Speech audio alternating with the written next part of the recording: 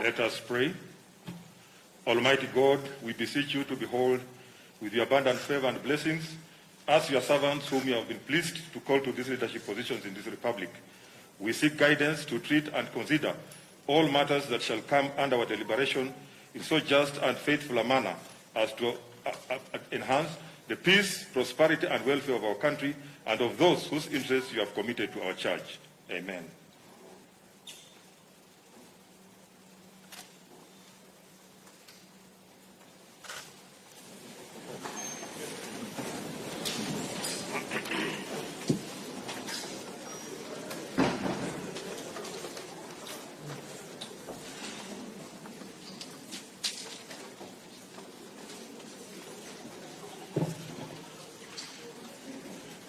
Your Excellency, Honorable Uhuru Kenyatta, President of the Republic of Kenya and Commander-in-Chief of the Kenya Defense Forces, the Right Honorable Speaker of the National Assembly, Honorable Justin Muturi, Honorable Members of Parliament, Article 1321B of the Constitution of Kenya requires the President to address a special sitting of the Parliament of Kenya once every year and at any other time. Further, Article 1321C requires the President to, among others, once every year, report in address to the nation all the measures taken and the progress achieved in the realization of national values set out in Article 10 of the Constitution. In addition, Article 247 of the Constitution requires the President, in his capacity as the Chairperson of the National Security, NSC, to report to Parliament annually on the state of the security of the Republic. In this regard, pursuant to Article 1321B and C, 1 and 2 of the Constitution and Senate Standing Orders number 22.1 and 2, upon request by the Presidency, vide letter reference number SH/15 dated 23rd October 2020, I gave notice of today's special sitting to the Honorable Senators by Gazette Notice number 8976, which was published in the Kenya Gazette on Friday, 6 November 2020. Accordingly, Honorable members, this special sitting is properly convened. I thank you.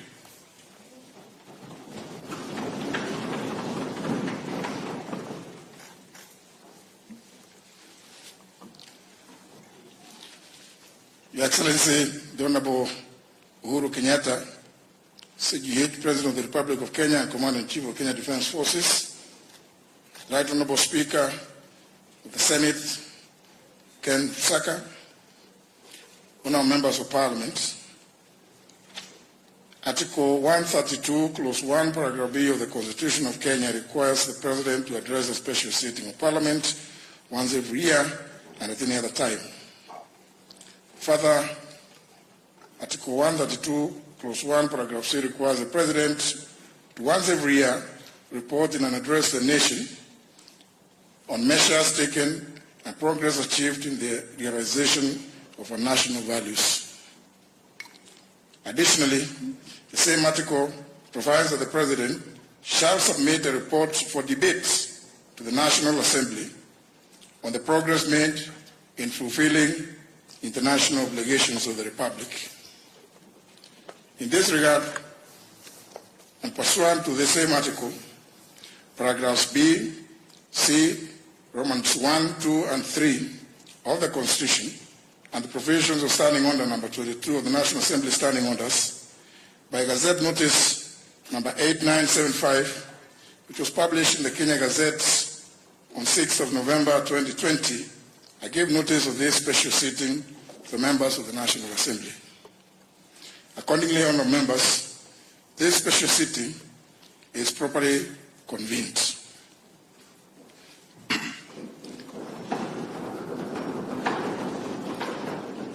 Your Excellency, allow me, in the usual parliamentary practice, to recognize some key invited guests with us here today.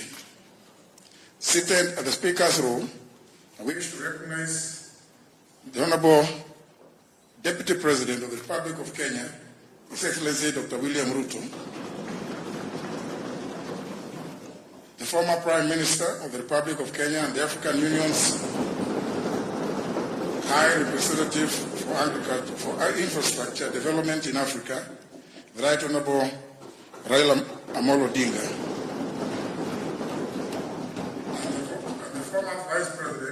the Republic of Kenya, the Honorable Stephen Kalonzo Musyoka, and the Honorable Musalia Mudavadi.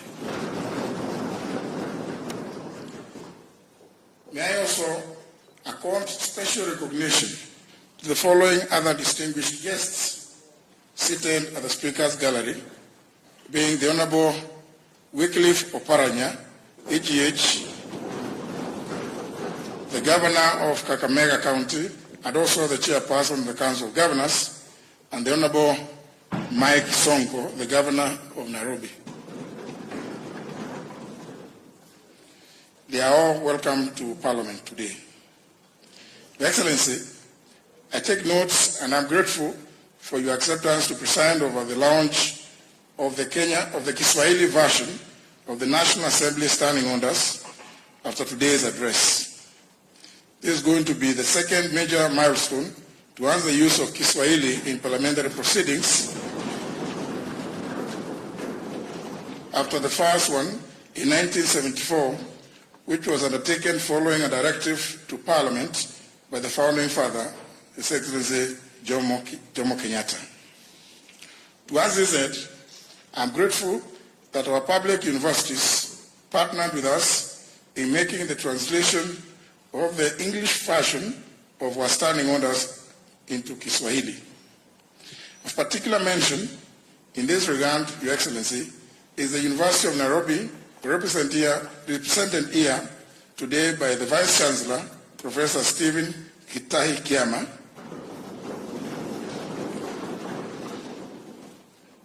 and Kenyatta University, represented by the Vice Chancellor, Professor Paul Wainaina,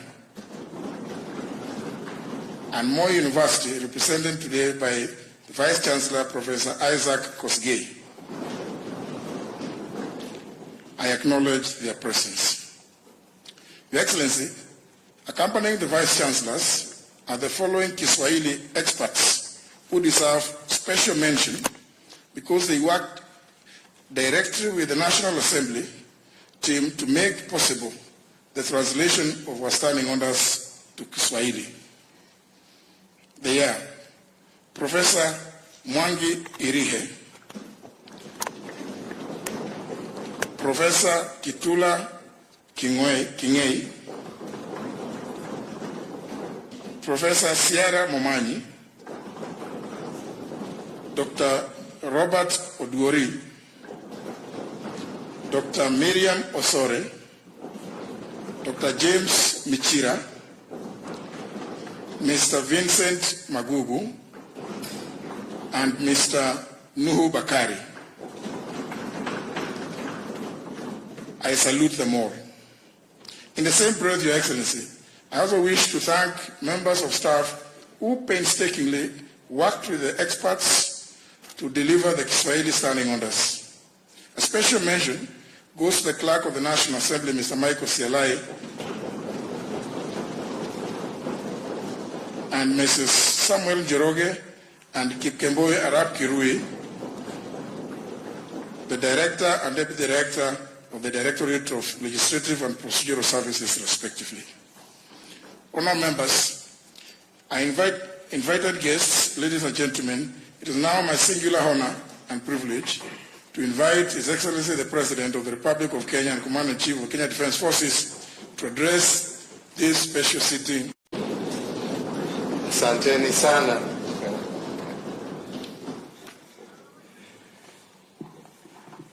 The speakers, or the Speaker of the National Assembly, the Speaker of the Senate, honorable members of Parliament, and all our distinguished guests, fellow Kenyans, it is my great pleasure today to join you as I report to the people of Kenya on the state of our nation. Indeed, I return to this esteemed chamber to deliver my 7th State of the Nation address in a house that I had the privilege for serving in for 11 years. 5 years on the opposition benches as the leader of the official opposition, and 6 years as a cabinet minister. Indeed, my mixed bag of fortunes while in this House affirms the possibility of our nation. Mr. Speaker and honourable members, as a reminder of our sacred duty to our beloved nation and in renewal of our solemn pledge to God and to one another, let us reflect on the following words. O God of all creation, bless this our land and nation. Justice be our shield and defender. May we dwell in unity, peace and liberty, and plenty be found within our borders. May the words of our national anthem inspire all of us to serve faithfully and with hearts filled with thanksgiving. Mr. Speaker, today as I deliver the State of the Nation address, I will also report on measures taken and the progress achieved in the realization of our national values in line with Article 132 of our Constitution. And finally, I will submit to the National Assembly a report on the progress made in fulfilling the international obligations of our Republic, as well as a report on the state of our national security. Mr. Speakers, I wish from the onset to assure you that the state of our nation is strong, resilient, and brimming with the promise of an even brighter tomorrow.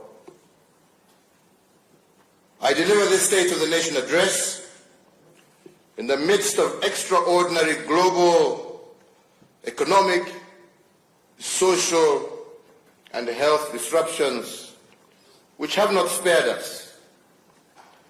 These disruptions necessitated the rescheduling of this address for about 6 months. So before I embark on that solemn constitutional duty, I note with satisfaction the critical role Parliament has continued to play in facilitating and driving the realization of our national vision by appropriating resources and by oversighting the executive at both levels, the judiciary of our Republic. I particularly commend both houses for your superlative support for the measures sought by the executive with regard to the national emergency response to the coronavirus pandemic and for approval of all statutory instruments issued under the Public Health Act and the Public Order Act as part of the containment measures rolled out to stem the spread of this deadly disease. I also convey my gratitude to the National Assembly for the expeditious consideration of my nominees to various state offices, including ambassadors, high commissioners, and permanent representatives to Kenya's missions abroad. And I note with appreciation that our latest state nominee, being our nation's inaugural data commissioner, was also duly considered by the House. Asanteni sana. Mr. Speaker, sir, I am pleased to confirm to this House that the rollout of the unique personal identification number, Huduma number, with all its attendant benefits, is now fully on course. We are desirous of accelerating the implementation of our national transformative agenda. In this regard, I urge Parliament to prioritize the consideration of various seminal bills that are pending before the legislature, such as the National Aviation Management Bill, which once enacted will anchor the turnaround of the pride of Africa, our national carrier, Kenya Airways. Also before the House is the Statute Law Miscellaneous Amendments Bill, the Business Amendment Bill number 2 of 2020, and the proposed legislation on the administration of referenda and on enhancing governance and on deepening our anti-corruption efforts. Honourable members, as we ushered the third decade of the 21st century, we as a country were invaded by locusts threatening to disseminate our food baskets and the livelihood of millions of our farmers. In the far east part of the globe, a new disease, COVID-19, was emerging, devastating millions of people. The World Health Organization declared the COVID-19 outbreak a public health emergency of international concern on the 30th of January 2020, and further went on to declare it a pandemic on the 11th of March 2020. The COVID-19 pandemic has led to an unprecedented loss of life, global economic slowdown, the postponement of major cultural, religious, political, and sporting events, including the 2020 Olympic Games. It also led to the shutting down of borders and airspaces, the closure of institutions of learning, disruption of production and supply chains, a massive strain on health systems in every nation on earth, and tremendous pressure on individuals, families, communities, and entire nations. On the 28th of February 2020, through Executive Order number 2 of 2020, I established a framework to upscale and coordinate Kenya's preparedness and response to the coronavirus threat. Kenya's first case of COVID-19 was confirmed on the 13th of March 2020. In the days and weeks that followed, my government put in place a series of public health measures to stem the spread of COVID-19. These included Kenya's first ever nationwide curfew since independence, the restriction of movement into and out of most affected counties, the shutdown of learning institutions, a ban on public and social gatherings, restriction on the number of passengers in public service vehicles, among other containment measures. Our health institutions also ramped up their preparedness by training their staff on management of the disease, by creating isolation areas, and by procuring the deployment and deploying the relevant equipment and medication.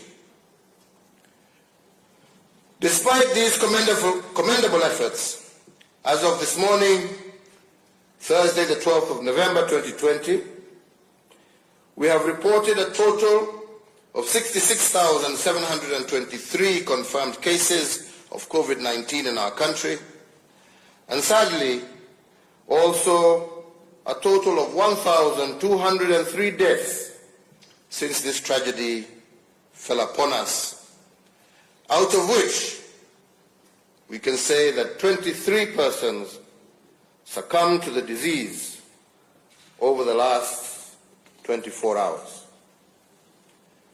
Our hearts go out to the families who have lost loved ones to coronavirus.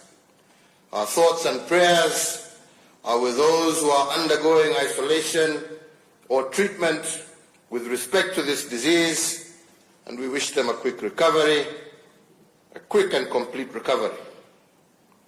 Honourable Speakers, honourable members, I would like at this juncture to request all of you to rise on your feet and join me in observing a minute of silence in honour of the memory of 1,289 Kenyans who have succumbed to this deadly disease.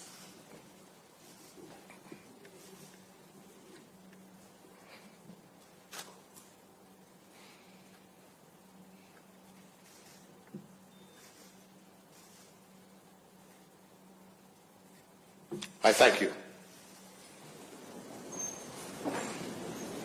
Honorable Speakers, it is my plea to this House and to all Kenyans that we must not succumb to COVID fatigue. We must not backtrack from our vigilant fight against this pandemic. And on our part, as leaders, our stamina for discipline must not diminish. If the people fall short of giving their best at this time, we, the leaders, have no option but to give our all. As I said recently, we must know the way, go the way, but also show the way. Mr. Speaker, we also once again honor and commend all our frontline health workers across the country, and we shall forever be grateful for their service under tremendous strain and challenging conditions. We also recognize and honor all other first responders, frontline staff, and essential workers who have selflessly gone above and beyond the call of duty and ensured that the Kenya flame continued to burn bright. The COVID-19 pandemic began against the backdrop of a steady economic growth rate of 5.4% in 2019. Our focus in implementing the Kenya Vision 2030 and its medium-term plan, dubbed the Big Four Agenda, has been bearing fruit. As a result, most of the major economic sectors evidenced impressive growth last year, including manufacturing, agriculture, tourism, and financial services.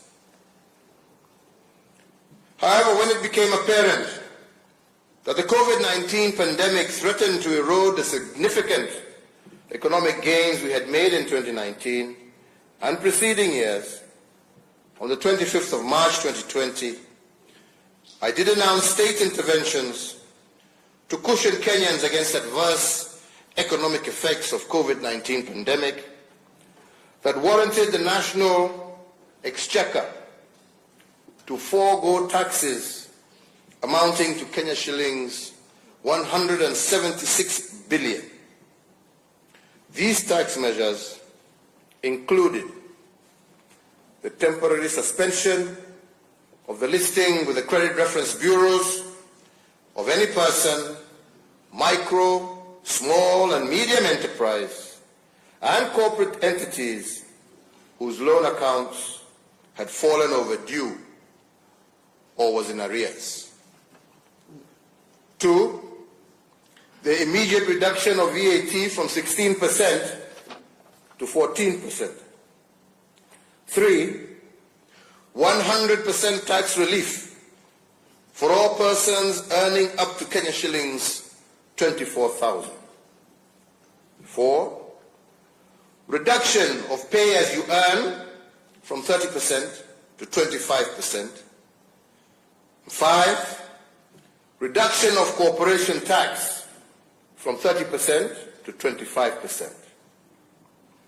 Indeed, number 6, we did also instruct that all ministries were to pay approximately Kenya shillings 13 billion of verified pending bills so as to improve liquidity in the economy and ensure that businesses remained afloat by enhancing their cash flows, with the private sector also being encouraged to clear all outstanding payments owed within themselves.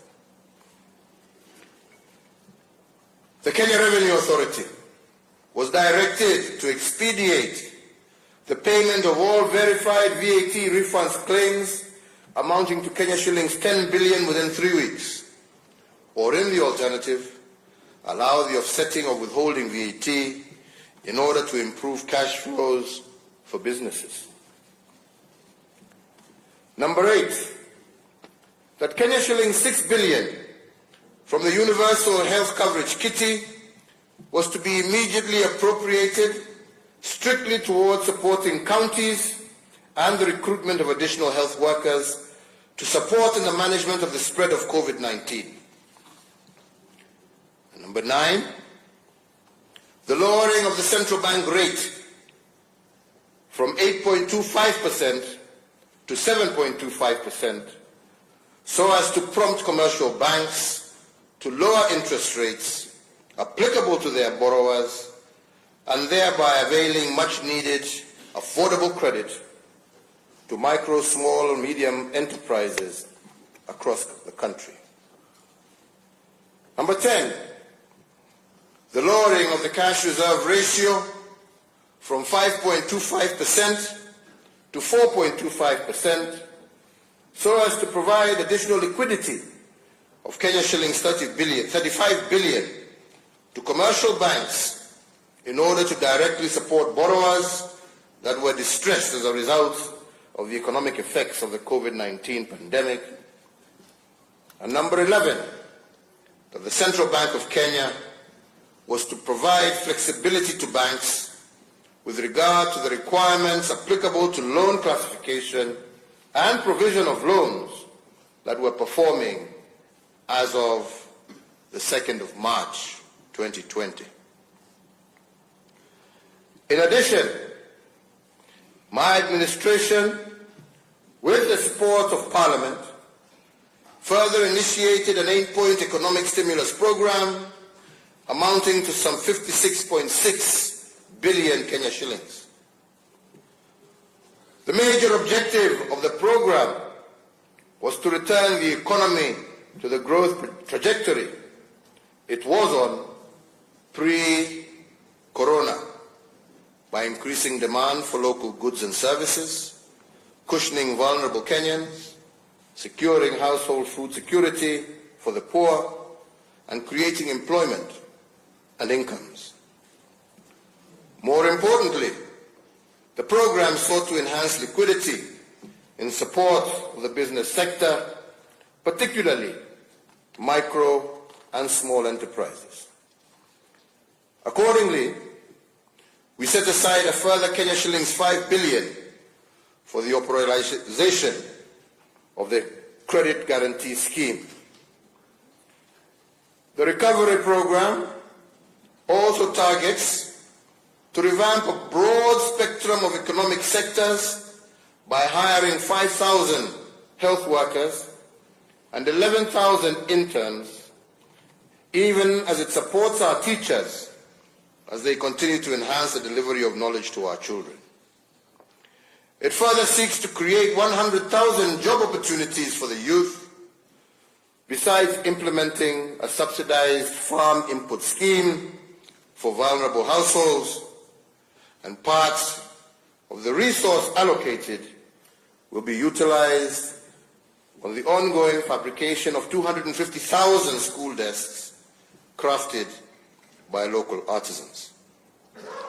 Mr. Speakers, despite the very difficult times that we have faced as a nation, our people have remained resilient. In the face of tremendous economic challenges and the health crisis we are facing, the majority of us have truly been our brother's keeper. Not only have we stood with our family members and friends going through hard times, we have also acted responsibly by following the laid down public health directives. But fellow Kenyans, we are yet to get out of the woods, and so I urge all Kenyans to keep doing that which is honorable and right. As a nation, we will overcome and thereafter soar to even greater heights. Mr. Speaker, the COVID-19 pandemic has brought to the fore the urgent need for us to upscale our implementation of the universal health coverage pillar of our Big Four, which pillar seeks to eradicate the poverty of dignity and transition our nation into an era where no Kenyan should be forced to sell their land in order to settle their medical bills, or be forced to make a choice between buying much-needed medicine and using money to feed their children. An impossible choice. Last year, I informed Parliament that the national government, in partnership with the county governments, was piloting the universal healthcare program in the counties of Nyeri, Machakos, Kisumu, and Isiolo, in preparation for a rollout nationwide. I am pleased today to report that the pilot program for universal healthcare was successfully implemented, and out of it, we have isolated critical learning points that have informed enhancements to my administration's health policy priorities going forward. As we inch closer to the national rollout of the universal health coverage, I also, a fortnight ago in Mombasa, launched the biometric registration for the universal health coverage scheme. Similarly, my administration is instituting far-reaching reforms of NHIF as it perfects the medical insurance scheme. Honourable Members of Parliament, it is notable too that there has been a phenomenal increase in mental illness across the country and indeed around the world, which has caused serious national distress and anguish in our families. As a government that cares, I have established an office in the Ministry of Health with the full responsibility of spearheading our national response to this latest disruption to our social order and our nation's wellness. To institutionalize this initiative, I have issued an executive order establishing an ultra-modern national mental health hospital and also elevated Mathare National Teaching Referral Hospital as a semi-autonomous specialized hospital, and I shall be looking to this House to support in the funding of this facility. The East Africa's premier mental health facility will be established to offer training, research in psychiatry, specialized psychiatric services, forensic psychiatric services, child and adolescent mental services, and substance abuse-related and addictive disorders treatment and rehabilitation services. Challenges to our public health notwithstanding, I am confident that in partnership with the county governments, we are on course to realize the aspirations that we have of universal health coverage for all. Honourable members, a nation's future is its children. As custodians of and trustees for future generations, it is our duty to protect, nurture, and mold our young children into responsible citizens. Our children embody the only true guarantee of continuity of this project that we call Kenya. To this end, my administration continues to institute far-reaching reforms within our education sector. And in January last year, we successfully completed the rollout of the competency-based curriculum, an exercise which, while notwithstanding its challenges, is one that has nevertheless been fully embraced by all stakeholders in the education sector. As at the end of 2019 calendar year, we had been able to achieve a textbook to pupil ratio of 1:1 for grades 1 to 3. I assure this distinguished sitting that the journey to replace the 844 system with a new fit-for-purpose curricula is well underway, and refinements are being undertaken in the course of implementation. Honorable members, as a parent and also as a grandparent, I share in the pain and frustration of most parents in having our children home for nearly an entire year. However, as a responsible government, we put the health and safety of the children as the paramount consideration.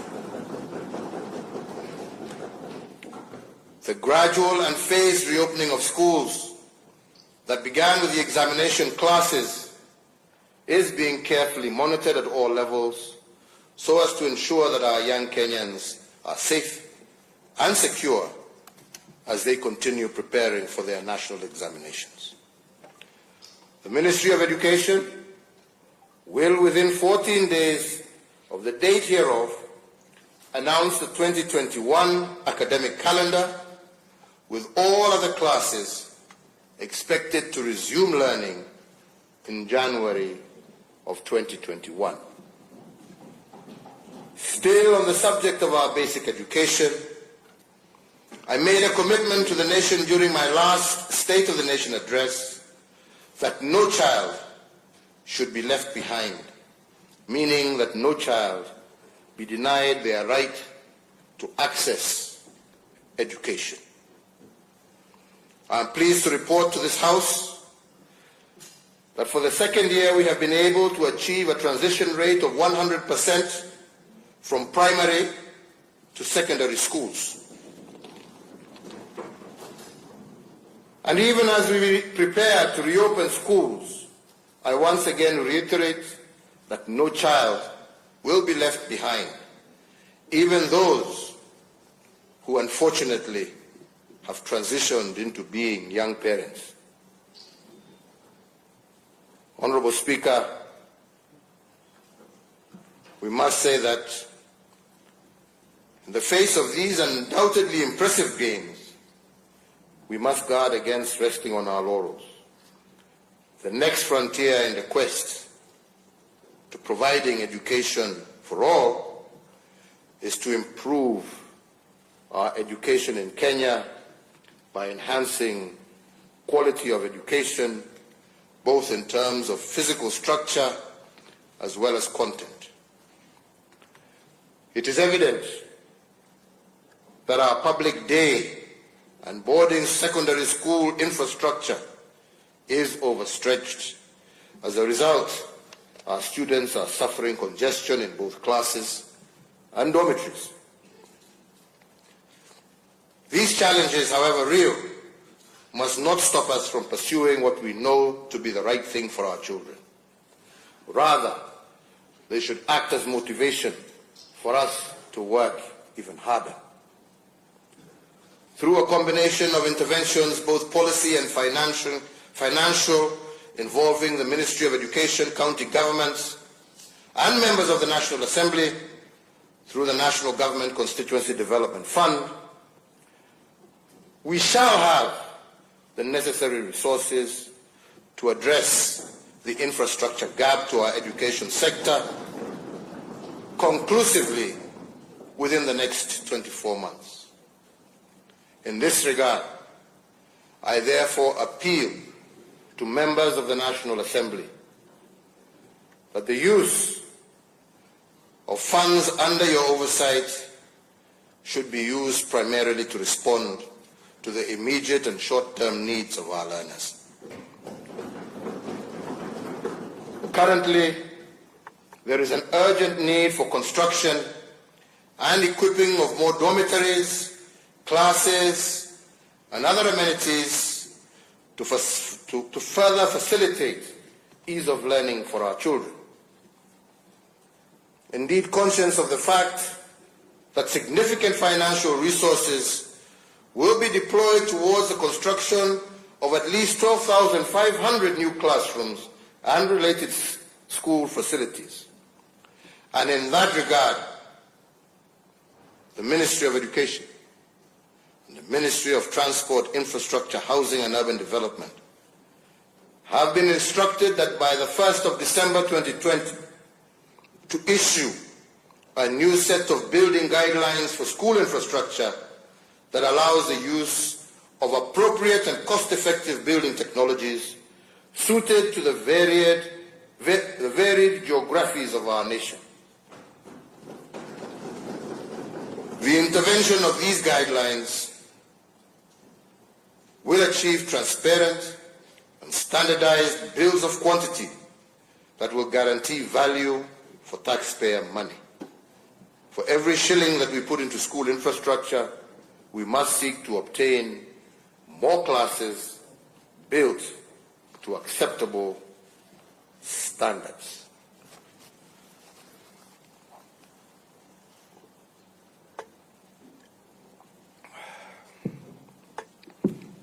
Fellow Kenyans, honorable members, Mr. Speakers, on the state of our economic development at Article 132, read with Article 10 of our Constitution, I am required to report to Parliament on a wide array of economic, social, and relational achievements. I call the sum total of these achievements our economic development. Honourable members, economic development is not about intentions and activities. It is about results. It is not about the volume of what we did. It is about the impact of what we achieved.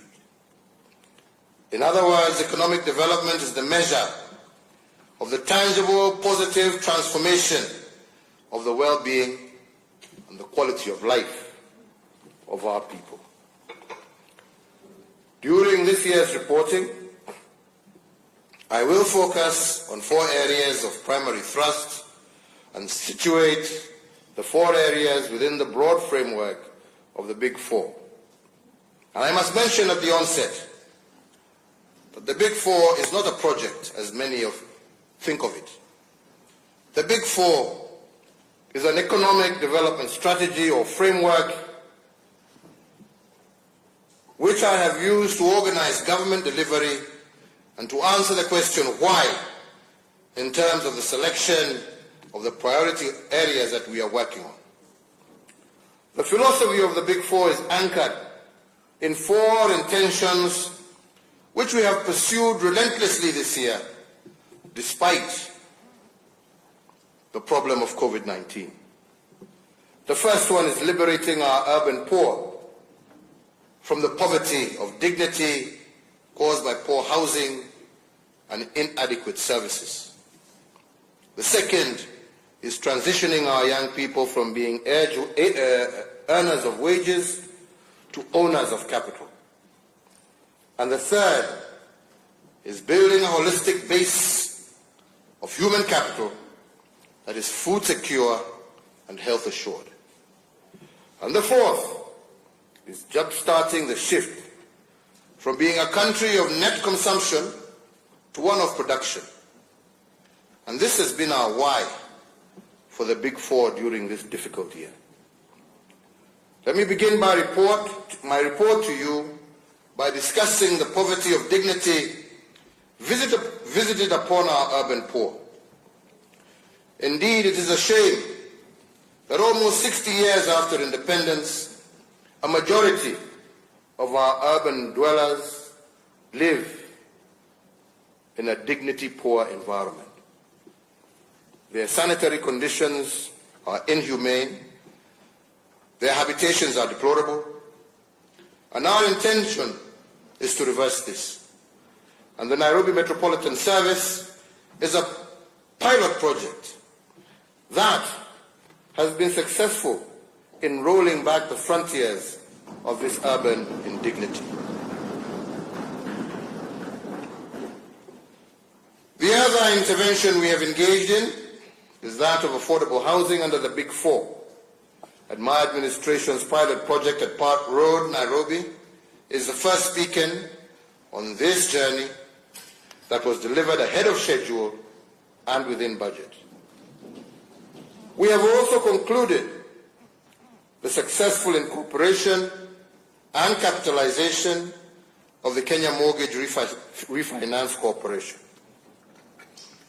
This corporation will improve mortgage affordability, increase the number of qualifying borrowers, and result in the expansion of the primary mortgage market and home ownership in Kenya, while also deepening the capital markets through large-scale, medium to long-time refinance options.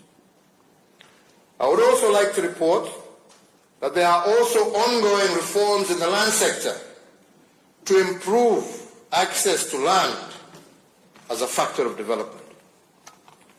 Towards further promoting and sustaining Kenya's national development, the National Land Titling Program continues apace.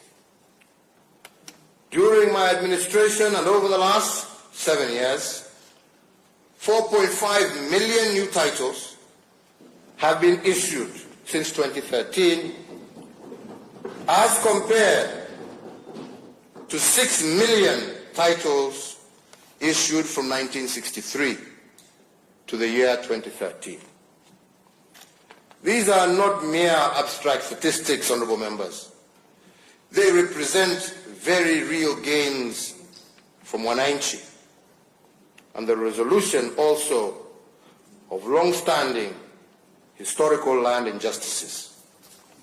For example, just last week in Samburu County, only 2,000 group ranches were titled by the preceding administrations. But up to early this month, my government has issued over 10,000 new titles in Samburu County, and by January of next year, we are on course to have issued a further 15,000 title deeds. Honorable members, just over a month ago, I also issued a further 2,000 titles here in Embakasi Ranching in Nairobi, whose combined value to the owners is approximately 6 billion Kenya shillings in the hands of our people today. So, honorable members, to restore fully the sanctity of title, we are also digitizing all the land records across the Republic.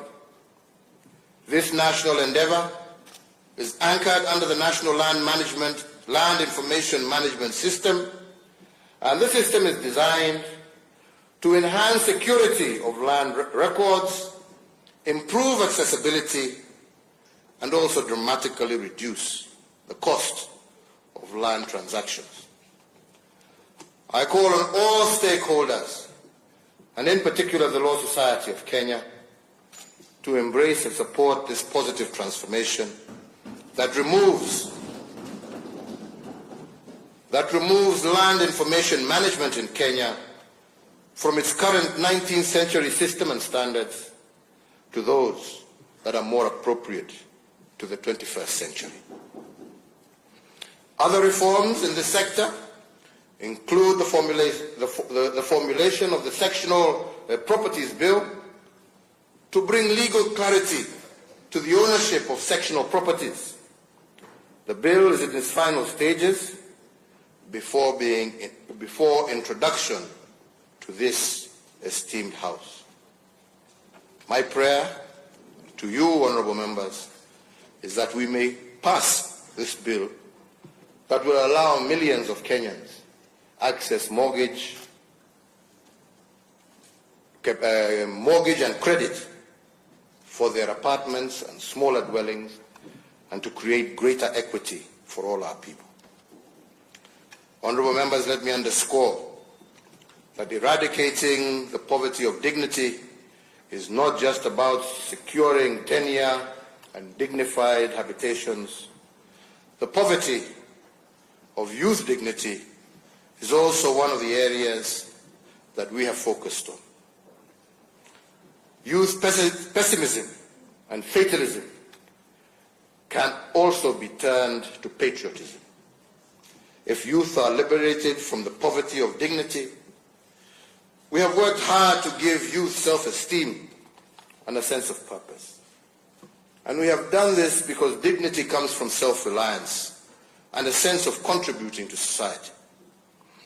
If the youth are given a sense of national importance, they will own the country and guard it jealously as active shareholders. Initiatives such as contracting youth artisans as suppliers to the Big Four projects is a visible example of this approach. The second intention under the Big Four during this report period has been about young people. My government's objective has been to shift our young people from being earners of wage to owners of capital. We have modeled this through engaging them in collective action.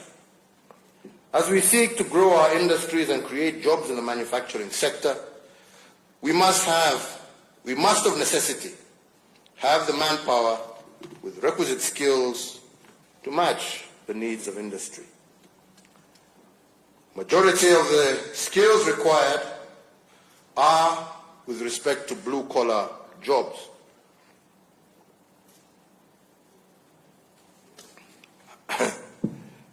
To blue-collar jobs that need young men and women who understand the basics of the digital economy and who have the capacity to deploy both knowledge and ingenuity as they seek to solve practical problems.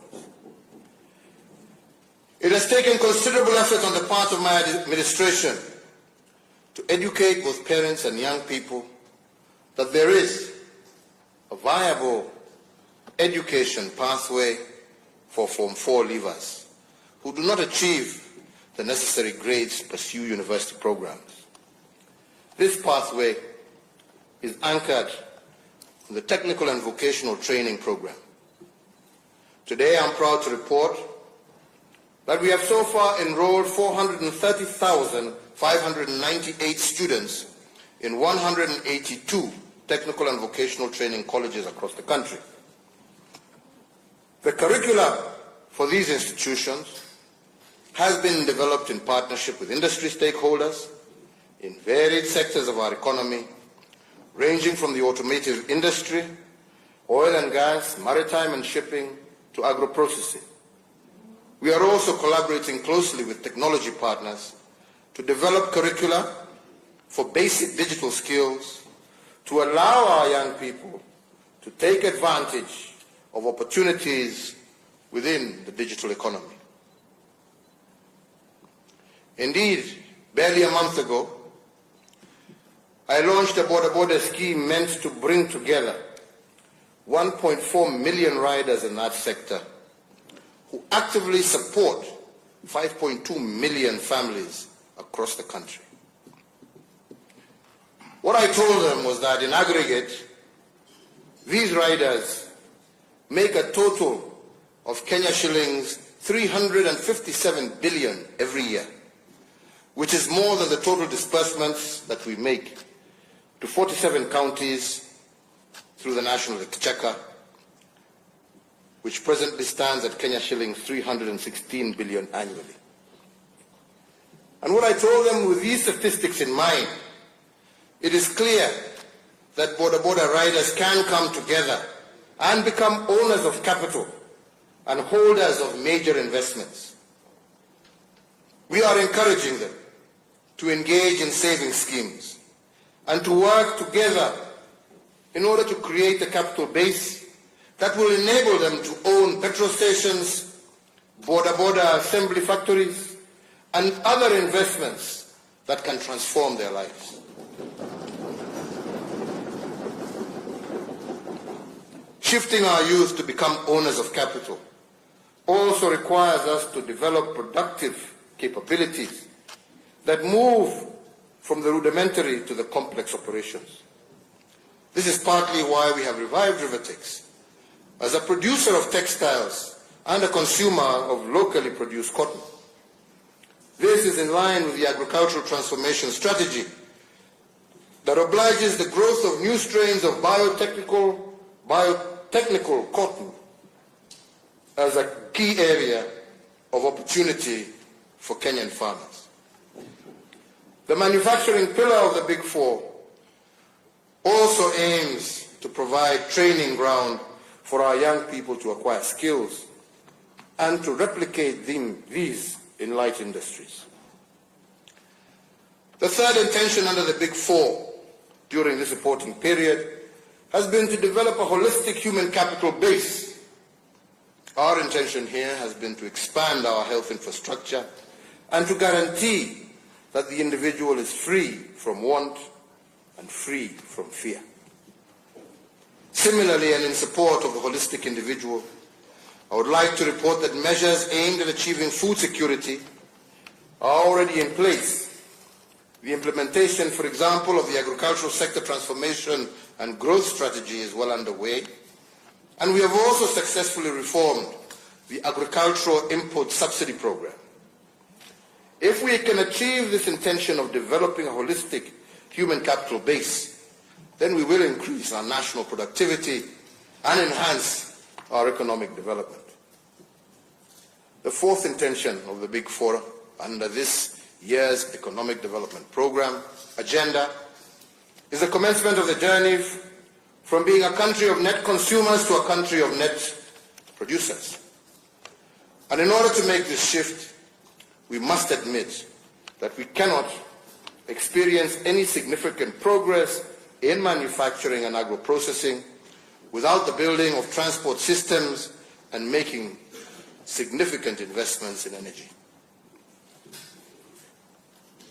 Honourable members, even as we mooted the Big Four intention, some of us recognized then, as we still recognize now, that the task of ending the indignity of not having decent shelter, the task of enhancing access to universal health coverage, the task of enabling all who are willing to live in dignity through sweat of their brow to thrive, and the task of ensuring food and nutrition security would not be completed in a single term of office.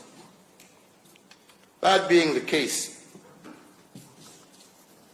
we gave a solemn promise that by the end of 2022, we would have laid an unshakable foundation for the realization of this vision, which is a shared aspiration for millions of our Kenyans.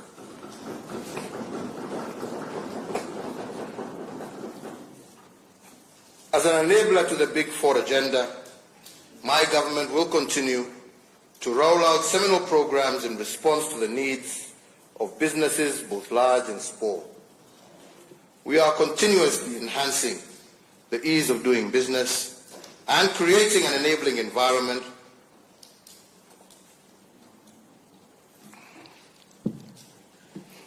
for all our enterprises to thrive.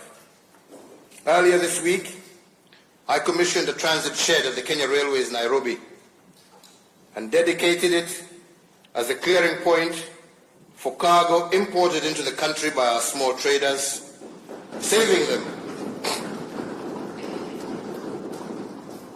the agony and inconvenience of delayed clearing of their trade wares, as well as saving them considerable financial cost. The dividends of our sustained reforms and investments over the last few years continue to enhance our nation's competitiveness and ranking globally. We have recorded many milestones thus far, such as Kenya's 80 slot improvement since 2014, with our nation currently ranked at number 56 globally and ranked third in sub-Saharan Africa on the Ease of Doing Business Global Ranking Report. This from a low of 136th position globally in 2014. As an affirmation of our place of pride within the community of nations, Kenya now ranks number 1 globally in protecting minority investors and 4th globally in terms of getting credit.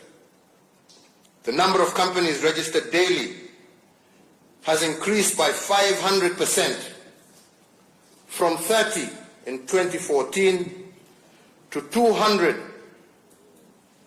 in 2020, and a daily average of 300 during the COVID-19 period.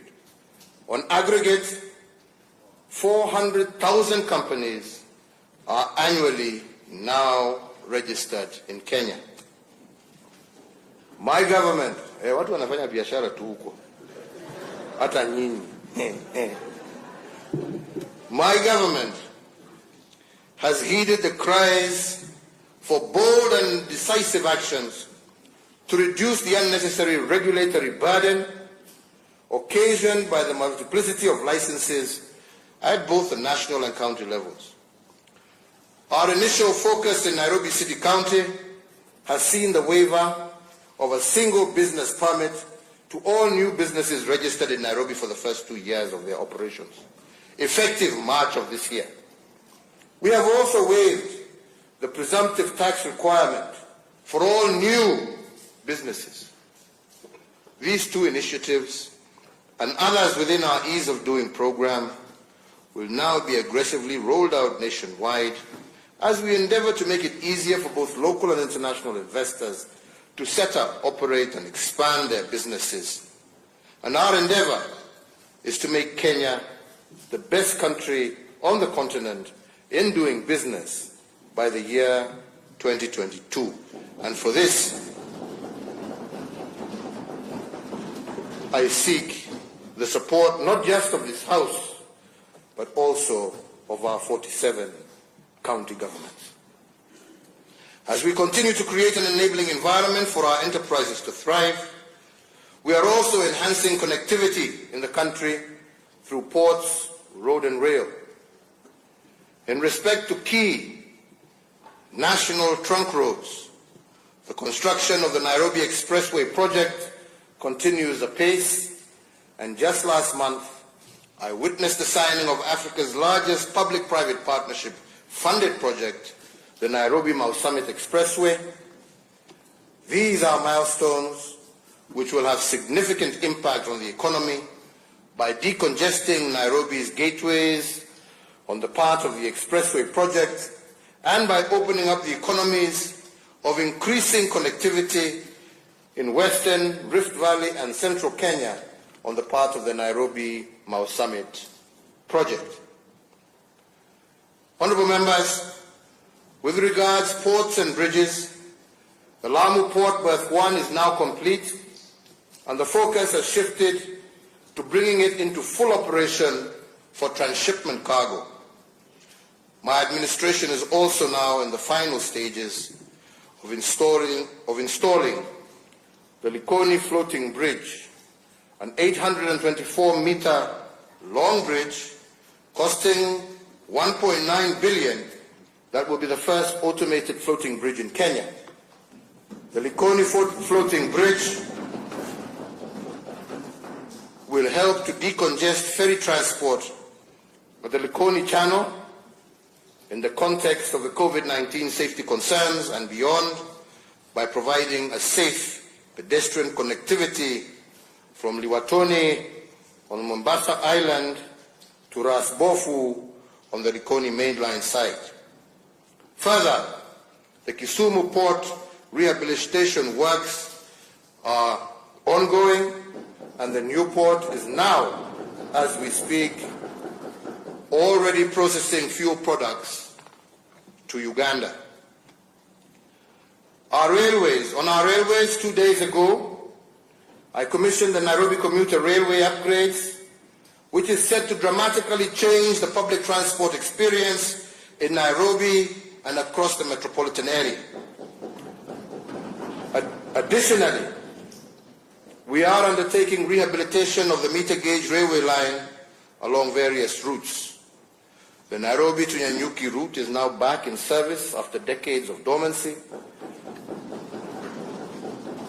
with the Naivasha to Kisumu and Naivasha to Malaba route currently ongoing, an overhaul under a multi-agency team coordinated by the Kenya Defence Forces.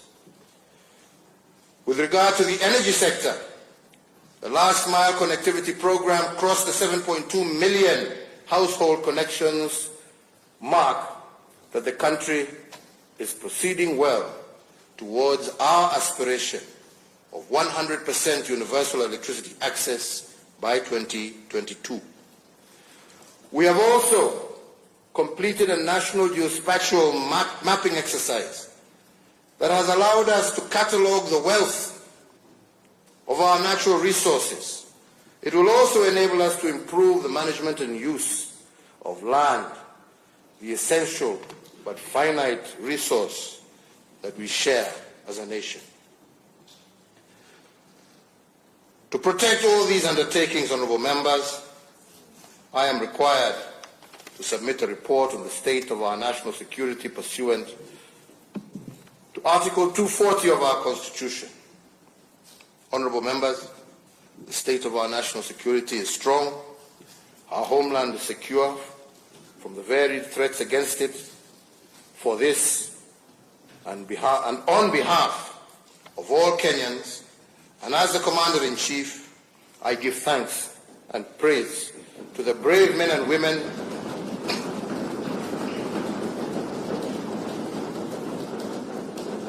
of our security services. They have continued to rout out terrorists, arrested and prosecuted many. Their plots are detected and disrupted before they can cause serious harm to more innocent Kenyans. The war against crime and criminality continues apace, driven by the National Police Service that continues to undertake technological, human resource and skills development to better service Kenyans. And while we celebrate the state of our national security, we must also recognize that our region is increasingly unstable. We are witnessing the escalating conflicts being caused by ethnicized and regionalized competition for political power. As has always been the case, we, as a country, are working hard to support peace and reconciliation processes where they are needed the most. We seek to export our peace and pragmatism to our region, knowing that success in our region will further secure our nation. Honourable members, we must always remember that the wages of bad politics is the people's suffering and ruin. Many neighboring countries today need a handshake. They need a politics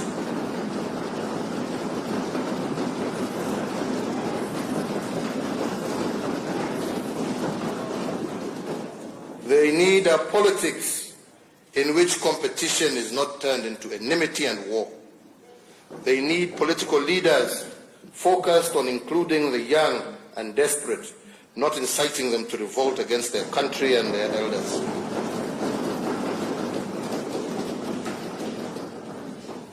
We have learned as Kenyans that elections alone cannot bring peace and unity to a divided people.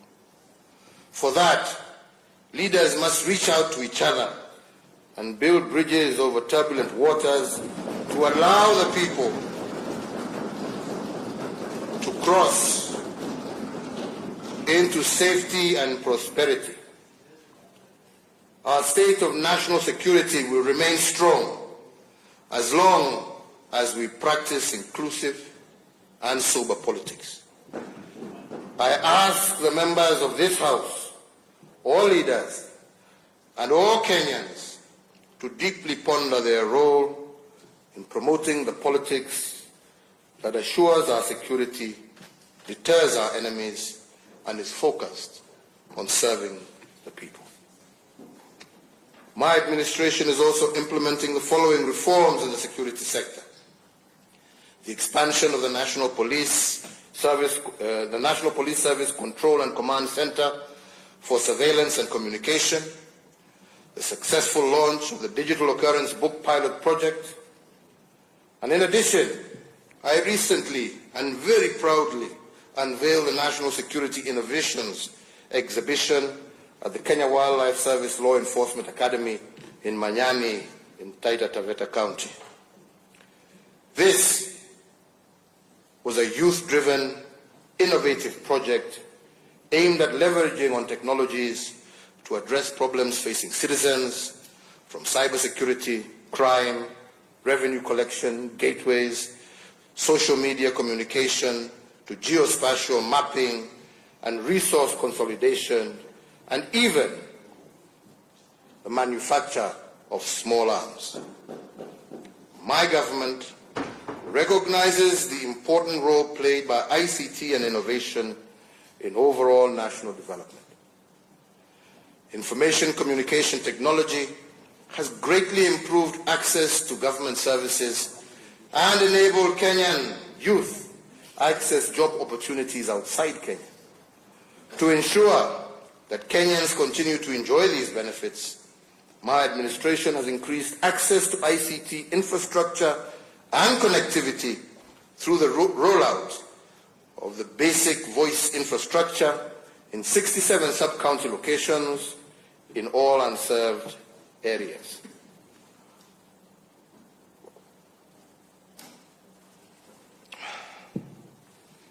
To improve access to information and e-government services, my administration has also established 135 constituency innovation hubs across the country.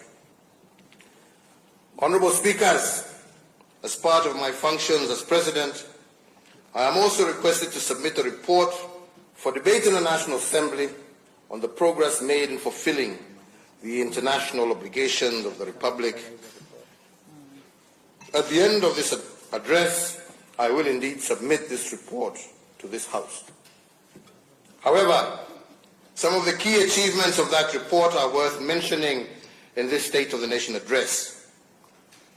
As we relentlessly pursue our national development agenda, we remain alive to the fact that as a respected member of the community of nations, we have obligations on the regional, continental, and global stages. We are also acutely aware that the modern world is one where a myriad of transnational, traditional as well as emerging security and ecological challenges pose grave threats to national security and development within our own borders. That said, we also do not lose sight of the tremendous opportunities available regionally, continentally, and globally for Kenya to deepen our shared prosperity. The East African community remains Kenya's foremost trade and investment priority, and we want to see even a further deepening of the integration processes within the EAC. Our people will reap the benefits of shared prosperity, and I look forward to working closely with all our neighbors to increase our exports within the East African community. And I am happy to note that indeed, in 2019, our exports to the East African community jumped to a 6-year high. As we join the ranks with our brothers within the African continent, in March of 2018, Kenya and Ghana were the first countries to not only sign but also to ratify the landmark agreement creating the African Continental Free Trade Area. And once again, honorable members, I thank you for your support in making that happen. This agreement brings the 54 African nations under one common market with a population of 1.2 billion and a combined gross domestic product of more than $3 trillion US.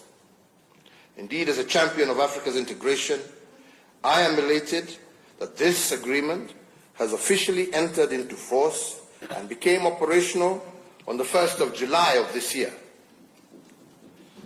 Honourable members, Kenya is also enjoying greater diplomatic goodwill and a deeper international friendship than at any other time in our history. We are engaging with the United Kingdom to evolve an arrangement that will guarantee us continued access to the United Kingdom market following their exit from the European Union. Similarly, we are proactively consulting with the United States of America for a solution that will ensure Kenya's continued access to the United States market beyond 2025, when the Africa Growth and Opportunity Act comes to an end without the need for the PAC's further renewal.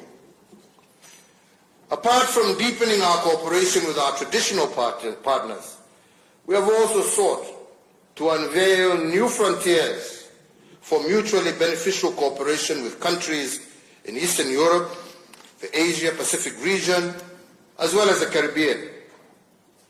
I am pleased to report to this House that last year Kenya assumed the presidency of the Organization of African and Caribbean and Pacific States for the period of 2019 to 2023. Based on our strong conviction that we should leverage on our rich experience and leadership to articulate Africa's issue in the global arena, we offered also our candidature for the non-permanent seat at the United Nations Security Council for the period 2021-2022. We obtained the overwhelming endorsement by the African Union, which was reaffirmed during the 33rd Ordinary Session of the Assembly of Heads of State and Government that took place in Addis Ababa in February of 2020. And I am pleased to report that when the elections were held in June this year, Kenya was elected as a non-permanent member of the UN Security Council for that period of 2021-2022. Being a member of the most influential body of the United Nations gives Kenya an opportunity to play a more significant role in the pursuit of peace and security. And I wish to thank the African Union for its support, as well as the many friendly nations across the world who voted for us, for this is indeed a big win for Kenya and Africa. Honourable members, I will conclude my remarks today by touching on the deliberate steps that we have taken to place Kenya on a path to a greater national unity, inclusivity, peace, and reconciliation. In March of 2018, the former Prime Minister, the Right Honourable Raila Amolo Odinga, and I launched the Building Bridges to a New Kenyan Nation initiative.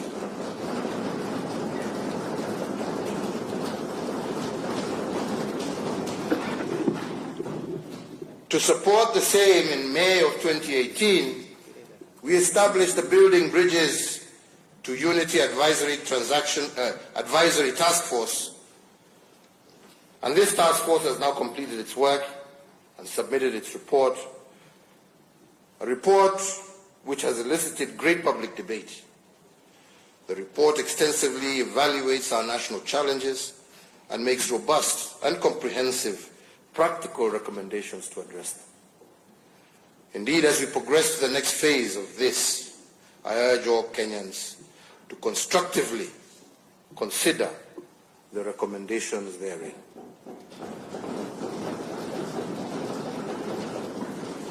More importantly, let us continue to address ourselves to these issues with a view to effecting far-reaching changes that will address the perennial challenges that we have faced as a nation, the challenges of negative ethnicity, inclusion, equitable development, and indeed our fight against corruption. Honorable speakers, honorable members, fellow Kenyans. Like Moses in the Bible, who sat at the top of Mount Nebo and saw the future that the people of Israel were about to cross into the promised land, I too have seen our future. This is what